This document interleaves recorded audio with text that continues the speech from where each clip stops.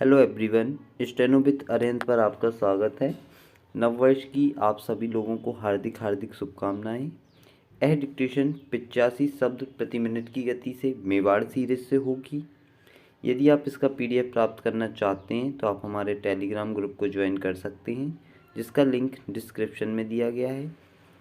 चलिए तो डिक्टेशन लिखना प्रारंभ करते हैं। डिक्टेशन 5 सेकंड बाद। भारत एक विकासशील देश है जहां पर 1/4 से अधिक जनसंख्या निर्धन रूप में जीवन व्यतीत कर रही है। यह जनसंख्या बेरोजगारी के अभाव में, निर्धनता के अभाव में और कुपोषण के कुचक्र में इस तरह से फंसी हुई है कि सरकार के ढेर सारे इंतजाम के बावजूद भी इस निर्धन जनसंख्या को वे आवश्यक चीज़ें उपलब्ध नहीं हो पा रही हैं जो आम आदमी को जिंदा रहने के लिए न्यूनतम स्तर पर उपलब्ध होनी चाहिए। इन नागरिकों की दयनीय स्थिति होना निश्चित तौर पर शर्म की बात है। अंतरिक्ष विज्ञान, परमाणु ऊर्जा, महासागर विकास, जैव प्रौद्योगिकी एवं विज्ञान प्रौद्योगिकी के क्षेत्रों में भारत की उपलब्धियां कितनी ही गौरवशाली क्यों ना हों, लेकिन जब इन उपलब्धियों को देश के प्रति व्यक्ति आय और निर्धनों की विशाल संख्या के साथ रखकर देखा जाता है तो मालूम होता है कि भारत की गणना आज विश्व के गरीब देशों में ही होती है। एक हिसाब से निर्धनता एक सापेक्षिक शब्द है जिसकी परिभाषा और परिधि देशकाल एवं परिस्थिति के अनुसार परिवर्तित होती रहती है।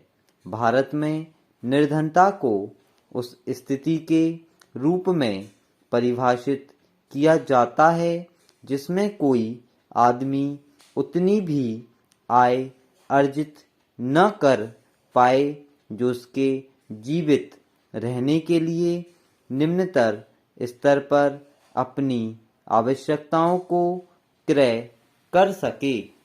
भारत में निर्धनता के विषय में परिभाषित करने का सबसे पहला प्रयास जुलाई 1962 में योजना आयोग के माध्यम से किया गया था। योजना आयोग ने गरीबी रेखा का आकलन करने के लिए एक वैकल्पिक परिभाषा अपनाई है जिसमें आहार संबंधी आवश्यकताओं को ध्यान में रखा गया है। इस परिभाषा के अनुसार ग्रामीण क्षेत्रों में प्रति व्यक्ति प्रतिदिन के भोजन में 2434 कैलोरी तथा शहरी क्षेत्रों में 2095 कैलोरी पोषण आवश्यकताओं को निर्धनता रेखा के रूप में स्वीकार किया गया है। अर्थात भारत के ग्रामीण क्षेत्रों में उन समस्त परिवारों को निर्धनता रेखा से नीचे माना जाता है जिनको प्रति व्यक्ति प्रतिदिन 2400 कैलोरी युक्त भोजन प्राप्त नहीं हो पाता है। इसी प्रकार शहरी क्षेत्र के वे समस्त परिवार निर्धनता की रेखा के नीचे माने जाते हैं जिनको प्रति व्यक्ति प्रतिदिन 2100 कैलोरी युक्त भोजन भी प्राप्त नहीं हो पाता है। औसत कैलोरी आवश्यकता का अनुमान आयु एवं व्यावसायिक वर्गों के अनुसार जनसंख्या संरचना तथा भारतीय आयुर्विज्ञान अनुसंधान परिषद द्वारा संस्तुत किए गए कैलोरी मानक के आधार पर लगाया जाता है। आर्थिक रूप में निर्धनता रेखा उस उपभोग वर्ग का मध्य बिंदु है जहां कैलोरी आवश्यकताओं की संतुष्टि होती है। चीन के प्रधानमंत्री के भारत दौरे को ध्यान में रखते हुए दिल्ली ट्रैफिक पुलिस ने यातायात के खास इंतजाम किए हैं। इस दौरान उनके गुजरने वाले रूट आम जनता और सामान्य वाहनों की आवाजाही पर 2 दिन प्रतिबंध रहेगा। सुरक्षा व्यवस्था और व्यवधान की दृष्टि से यातायात पुलिस ने आम जनता और वाहनों के लिए दूसरे मार्ग तय किए गए हैं। यातायात पुलिस के अतिरिक्त आयुक्त ने बताया कि इस दौरान सरदार पटेल मार्ग को 19 तारीख से 21 तारीख तक के लिए पंचशील वाला रास्ता बंद किया गया है।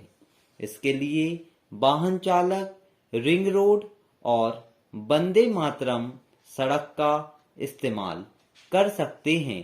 ट्रैफिक पुलिस ने लोगों से अनुरोध किया है और सलाह दी है कि वे इस दौरान निर्धारित तय मार्ग का इस्तेमाल करें।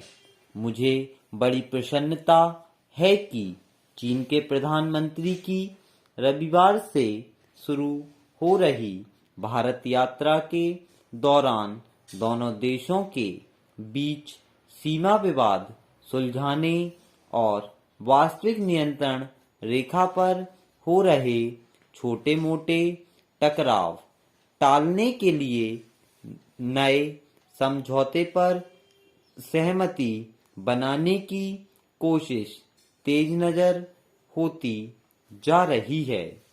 चूक भले ही छोटी हो, उसके दुष्परिणाम बड़े हो सकते हैं। अवसर भले ही छोटा है, उसके सुपरिणाम बड़े निकल सकते हैं। मैं यहाँ यह कहना चाहूँगा कि दोस्ती का हाथ आगे बढ़ाने के लिए यह सुनहरा अवसर बहुत अच्छा है। दोनों देश उम्मीद कर रहे हैं कि नवनियुक्त चीनी प्रधानमंत्री की पहली भारत यात्रा के दौरान सीमा सुरक्षा सहयोग समझौते को लेकर बातचीत आगे बढ़ेगी। चीन ने हाल ही में इस संबंध में एक प्रस्ताव भारत को सौंपा है, जिस पर भारत ने चीन के प्रस्ताव पर कुछ संशोधन सुझाव दिए हैं। प्रधानमंत्री के तौर पर पहली विदेश यात्रा के लिए श्री कैकियांग ली ने भारत को चुना है।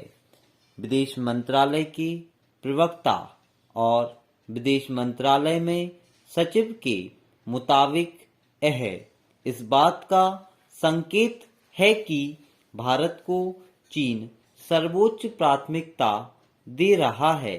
ऐसा अनुमान है कि चीन के प्रधानमंत्री सोमवार को भारतीय प्रधानमंत्री के साथ प्रतिनिधिमंडल पर बातचीत करेंगे। इस दौरान सीमा विवाद जल्द से जल्द सुलझाने और वास्तविक नियंत्रण रेखा पर शांति बनाए रखने, छोटे मोटे टकराव टालने के लिए नए समझौते के प्रारूप पर चर्चा करेंगे।